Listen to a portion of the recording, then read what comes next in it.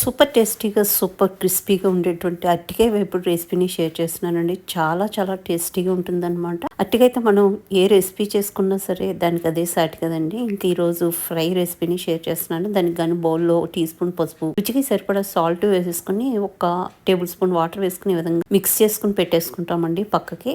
తర్వాత నేను ఈ సైజులో ఉన్నటువంటి అరటికాయలని 2 తీసుకున్నానండి. ముచ్చిగా టైల్ కట్ చేసి పీల్ చేసేసి రెడీ పెట్టుకుంటాము. ఈ లోపు బాణల్లో ఆయిల్ వేసేసుకుని దాంట్లో ఒక గుప్పుడు జీడిపప్పులు ఈ విధంగా ఫ్రై చేసేసుకుంటాం. అంటే దోరగా వేగిన తర్వాత వీటిని పక్క తీసుకుని ప్లేట్లో వేసేసుకుంటాము. అదేవిధంగా అదే దాంట్లో కొంచెం కరివేపాకు, కొంచెం దంచుకున్న వెల్లుల్లి రెబ్బలు కూడా ఫ్రై చేసుకుని పక్కకు వేసేసుకుంటాము. ఇప్పుడు గ్రేటర్తో మనం ఆల్రెడీ పీల్ తీసుకుని రెడీగా ఉంచుకున్నాం కదండి అరటికాయ, మనము దాన్ని గ్రేటర్ సహాయంతో చక్కగా గ్రేట్ చేసేసుకున్నాం దీంట్లో. ఒకవేళ మీకు డైరెక్ట్ గా గ్రేట్ చేయడం కుదరదు అనుకుంటే కనుక ఇంకా ఫ్రై చేస్తాం కనుక అప్పటికప్పుడు మన పక్కన గ్రేట్ చేసుకుని ఆ తురుముని తెచ్చుకుని కూడా ఫ్రై చేసుకోవచ్చు. లేకపోతే వేడిసాగ తగులుతూ ఉంటుంది కదా. ఇంకా మనం కలుపుకుని పెట్టుకున్నాం కదండి ఉప్పు పసుపు మిశ్రమం, దాన్ని ఒక టేబుల్ స్పూన్ వేసేసుకుని మొత్తం అంతా ఇలా మిక్స్ చేసుకుంటూ మనం ఫ్రై చేసుకుంటాం. మనం వేసిన ఎమ్మటే అది అబ్జర్వ్ చేసేసుకుంటుంది అనమాట. అయితే మీరు కంగారు పడక్కర్లేదు, వాటర్ తో మిక్స్ అయ్యి ఉంటుంది కదా, అదేమన్నా మనకి డిస్టర్బ్ అవుతుందేమో అని చెప్పేసి అస్సలు అట్లా ఏం అవ్వదండి. ఇలా వేయటం వల్ల ఏంటంటే అరటికాయకి అంతటికి కూడా పసుపు ఉప్పు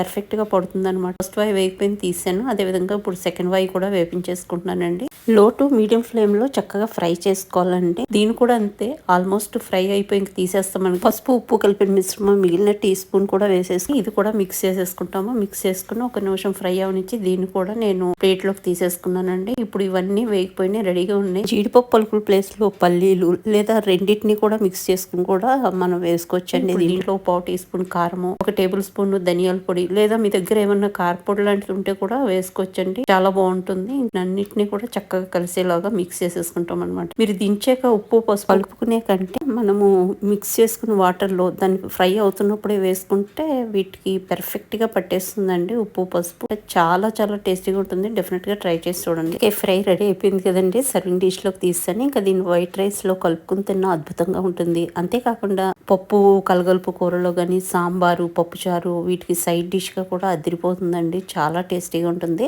ఈ ఫ్రై చక్కగా కరకరలాడుతూ కమ్మగా చాలా చాలా టేస్టీగా ఉంటుందండి. తినే కొద్దీ తినాలనిపిస్తుంది అనమాట. కాబట్టి డెఫినెట్ గా ట్రై చేసి చూడండి. మీకు ఎలా అనిపించింది అనేది ఫీడ్బ్యాక్ ని కమెంట్ సెక్షన్ లో తెలియజేయండి ఫ్రెండ్స్. మీకు ఈ వీడియో నచ్చితే లైక్ చేయడం మాత్రం మర్చిపోకండి. మీరు చేసే ప్రతి లైక్ కూడా చాలా చాలా అపరూపమైందండి. మీరు లైక్ చేయడం వల్ల ఇంకొంతమందికి వీడియో షేర్ చేయబడుతుంది. ఇంకా నేను ఈ రోజు చేసినటువంటి అదర్ రెసిపీస్ కూడా నెక్స్ట్ వీడియోలో నెక్స్ట్ రీల్స్ లో నేను పోస్ట్ చేస్తాను.